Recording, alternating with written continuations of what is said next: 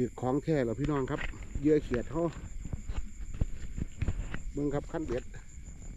พูดอะเอาอุ้ยบ่เป็นปลาครับผมกบครับผมกบถือพี่น้องพูดอะได้ละ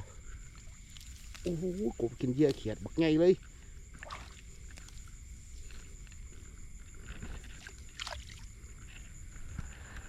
โอ้ยบักเอฟไงครับผมมึงครับผมพี่น้องโอ้กบเก่าบักไงเลยกินเหยื่อเขียดผมครับเลยโอ้โหฟุกแล้วครับผมมึงไงครับไงเลยวานประคอถือครับกบไงถือพี่น้องยี่บหลุดดอก